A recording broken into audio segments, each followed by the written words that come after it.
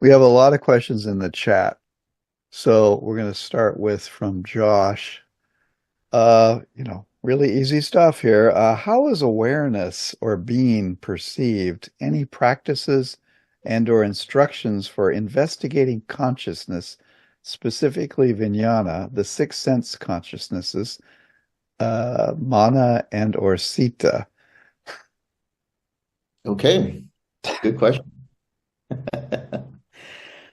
How is awareness or being perceived? First of all, that question in itself assumes that awareness is being. Hey, hang No. on, Delson. So it's not a being. Like, how is awareness being perceived in the moment? Not a being, but so we can Oh, just leave that word out. How is Okay, awareness how is perceived? awareness, How it's okay. perceived? how is awareness Okay. being? Sorry about that. And chitta is of course, the three different words for consciousness, right? In the canon. So Understood. Okay, so how is awareness perceived?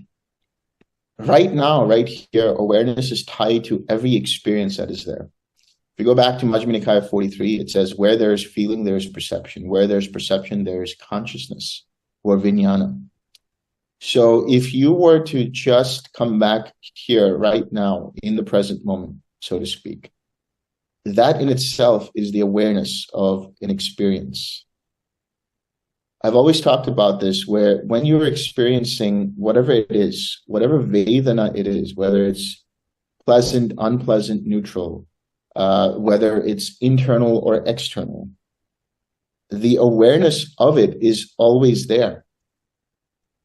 So when you are experiencing or you are perceiving the experience as neutral or pleasant or whatever it is, you are experiencing the Vedana.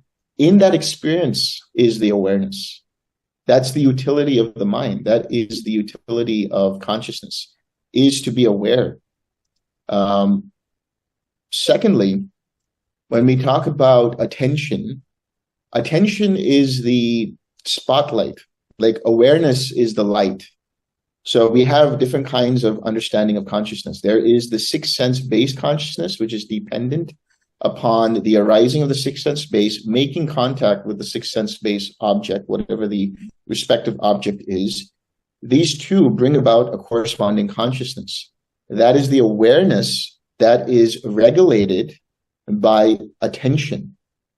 What you put your mind's attention to, that is where the awareness flows. And that attention is directed by intention.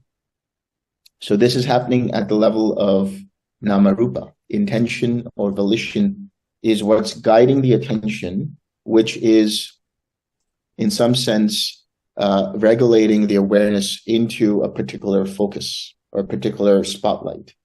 So now if I tell you to listen to my voice, all your attention is on my voice, and therefore your consciousness is being attended to or is attending the sound of my voice. If I tell you to attend to the sound of David's voice, the awareness that was dependent upon the ear consciousness making contact with my voice, the sound of my voice, disappears. And because of the attention going to the sound of David's voice, there's a new consciousness that arises dependent upon the contact between your ears and the sound of David's voice. So it is dependent upon intention and attention. The perception of awareness is just done through mindfulness, coming back into the moment and seeing what is arising and passing away.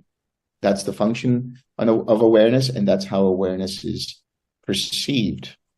Let me see if, okay, so vijnana, mano, and chitta. Vijnana is the awareness, is the consciousness. Mano is the faculty of mind, right? We could say it's similar to the brain, but it's really the entire nervous system that picks up everything that's going on. And chitta is the mindset. The way I look at chitta, this is my understanding of chitta, is that it's a collection of similar kinds of patterns of thought, similar kinds of patterns of emotions, similar kinds of patterns of ideas that turn into a mindset, And that's the way I see chitta. Is that clear? Does that answer your question? It is. So, is there tips or techniques to how to investigate these? You mentioned it out. You mentioned the definitions, but do you have practices? And then also for formless beings, they still have Vedana, right? So this is how you're saying that this is known if because Vedana is there in every phenomena, right?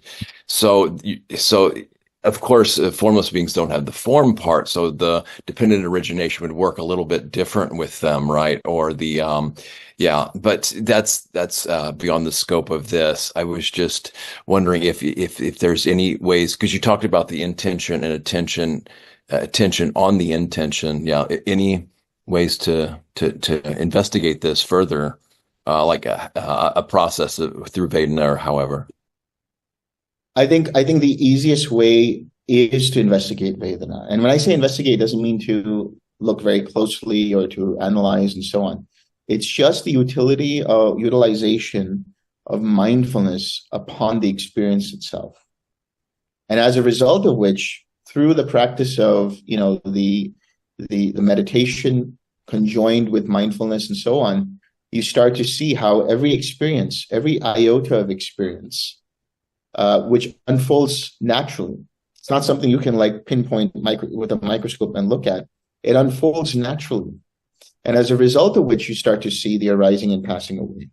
And for those of you who might have seen this or understand this, you'll see that it happens specifically and particularly in the sixth jhana of infinite consciousness, where you actually do see the arising and passing away of I consciousness, your consciousness, mind consciousness, and so on. And those are experienced as different types of contact. So the closest you can go beyond feeling or behind feeling is the contact, the immediate contact that happens. And so, Bhante would always say, when you snap your fingers, that's 100,000 arising and passing away of your consciousness.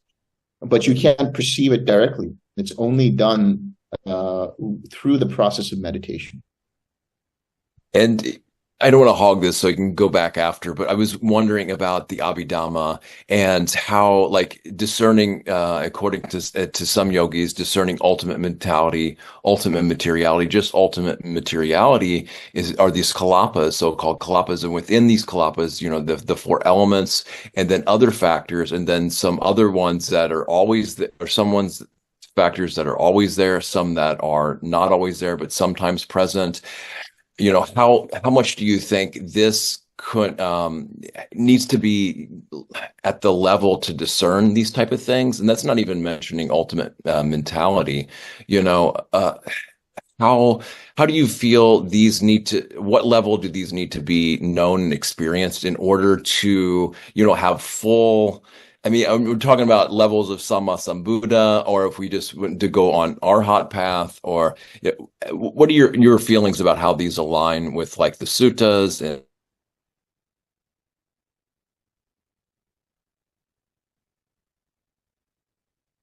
Yeah, I'll just give a very short answer about this, and then that might help bring some clarity to this. With regards to the Abhidhamma, the way I see the Abhidhamma, it's like a PhD thesis.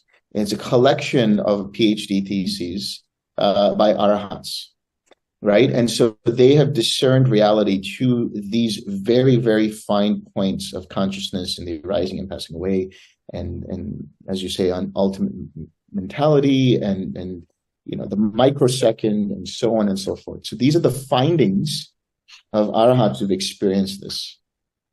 To what extent is it important to study the Abhidhamma? I will leave that to you, but when's the last time you read the thesis of some quantum physicist? Yeah, that's why I'm not really interested on a theoretical level, but an experiential level, like seeing and knowing this for ourselves, you can only see that to get to that level. You can only see that at the level of awareness of an arhat. That's a simple answer. Okay, let's move on. Thank you so much for this, Delson, and sorry for hogging so much time. Oh, yeah, we have lots of questions in the chat.